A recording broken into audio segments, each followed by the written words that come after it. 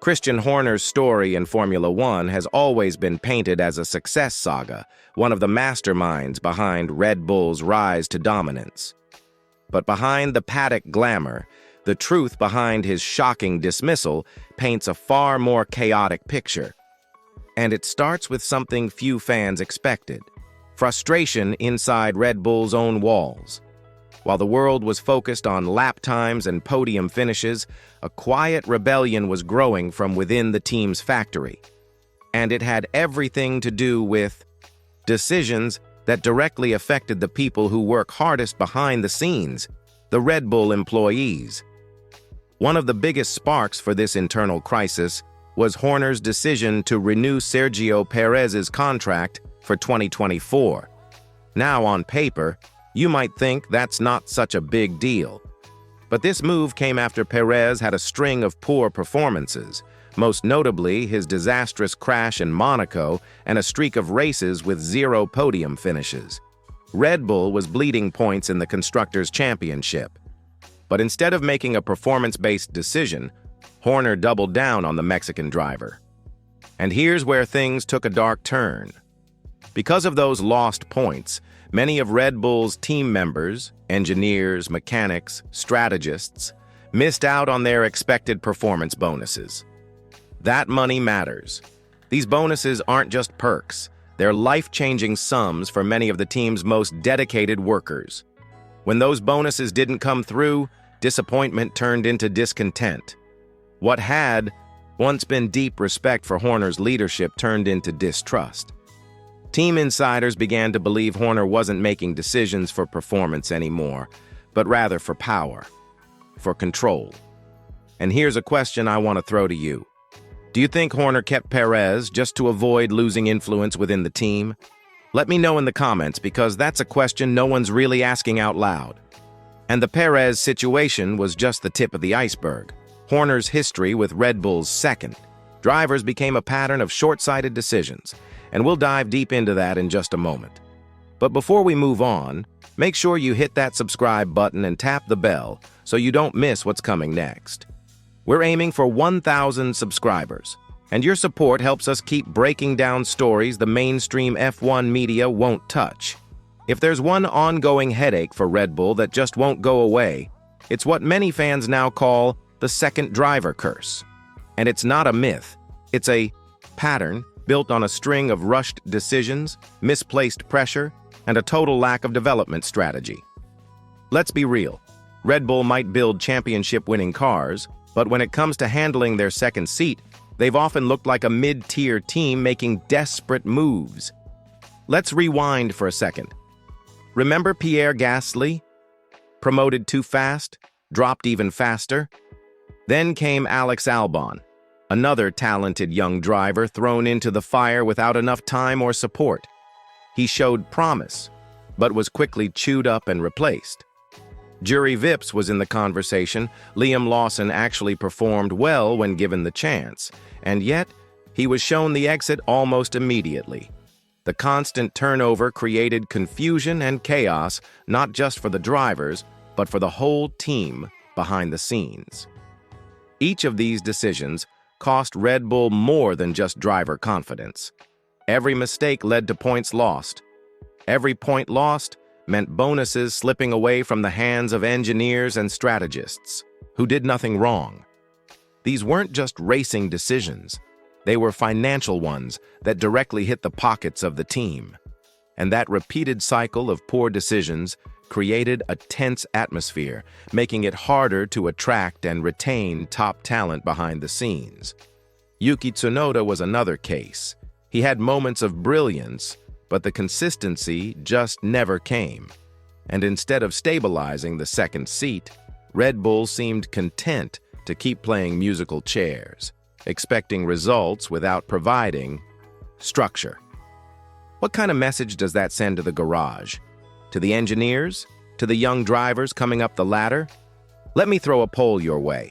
Of all the second drivers Red Bull had in the past 5 years, who do you think deserved a second chance the most? Gasly, Albon, or Lawson? Cast your vote in the comments and tell me why.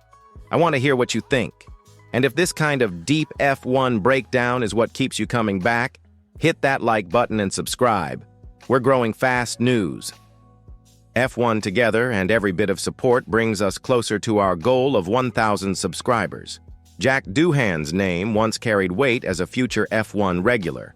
But now, his situation paints a much different picture, one that raises more questions than excitement. His recent link to Cadillac's 2026 Formula One project might look like a second chance from the outside, but if you look closer, it might actually be a last resort. Let's start with what we know. Doohan was dropped from Alpine earlier in the season, after a string of rough performances. We're talking crashes in Australia, underwhelming pace in China, a major wreck in Japan, and contact in Miami right off the start. For a young driver trying to prove himself, that kind of track record isn't just a bad look. It's career-threatening.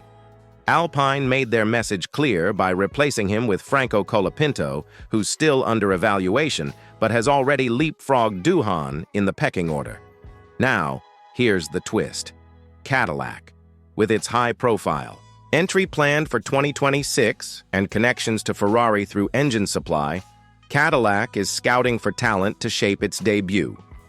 Doohan's name has come up in meetings with project boss Gray London, and that has sparked speculation that he's a front-runner for one of the seats. But is he really?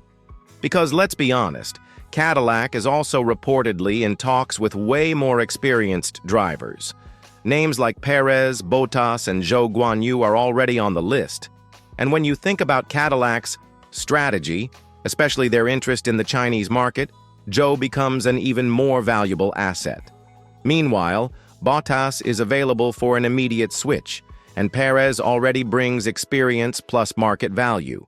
Compared to them, Doohan doesn't have the results or the consistency to justify being the team's top choice. So why is he still in the mix? One possibility is that Doohan is simply trying to stay visible, positioning himself as a flexible option for new teams. But that might turn him into a reserve for hire, jumping from garage to garage without ever locking down a permanent race seat. That's not the kind of trajectory anyone wants. And here's something for you. Do you think Doohan still has what it takes to become a long-term F1 driver? Or is Cadillac just a temporary fix for a fading career? Drop your answer in the comments. Don't forget to subscribe and turn on notifications, because Fast News F1 is tracking every move as the 2026 silly season starts heating up. Up next, we're diving into Max Verstappen's rumored exit from Red Bull and what it could mean for the entire Formula One grid. Max Verstappen, three-time world champion, the face of Red Bull racing.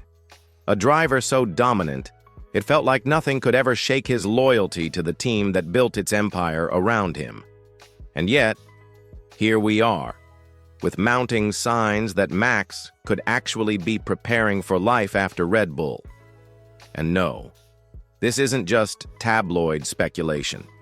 The clues are everywhere, and the timing couldn't be more telling. Let's start with the whispers that have become louder in recent weeks. Jos Verstappen, Max's father, and Raymond Vermeulen, his manager, are reportedly already planning Max's next move. They know something. And what's even more telling, former driver and Sky Sports analyst Ralf Schumacher just came out and said it straight: Max might be done with Red Bull. He even added, "In Salzburg, they're not going to like hearing this," referring to Red Bull's headquarters. That's not a throwaway comment. That's a warning shot. Why would Max walk away from a team where he's won it all? Simple. The future. 2026 is coming fast, and with it, a whole new generation of power units and car regulations. If Red Bull doesn't nail that transition, Max's title window could slam shut. According to Ralph, if Max wants to stay on top, his best shot might not be with Red Bull. It might be with Mercedes. Yes, Mercedes. And just when you think that sounds too far-fetched, consider this. Super yachts belonging to Toto Wolff and Max Verstappen were spotted side by side in Sardinia during the break. Coincidence? Maybe. But then Ralph drops this bombshell. "I think I ruined their vacation." That's not subtle. That's a wink to the paddock that something is going on behind the scenes. Even the GP blog tried to downplay it, claiming no meeting happened. But in F1, silence speaks volumes, and so do parked yachts. Now let's rewind to 2012. Lewis Hamilton left McLaren, a winning team at the time, for a struggling Mercedes. Everyone thought he was crazy. But that crazy move brought 6 more world titles. Could Max be pulling the same play? A bold leap from comfort to future dominance? So here's what I want you to think about. If you were Max Verstappen, would you take that leap? Would you walk away from the Red Bull dynasty to bet on Mercedes 2.0? Let me know in the comments. Yes or no, should Max leave?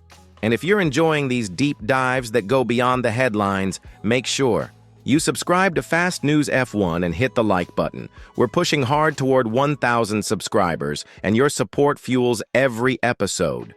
Now, here's where things get really complicated. If Max Verstappen actually joins Mercedes in 2026, someone has to move.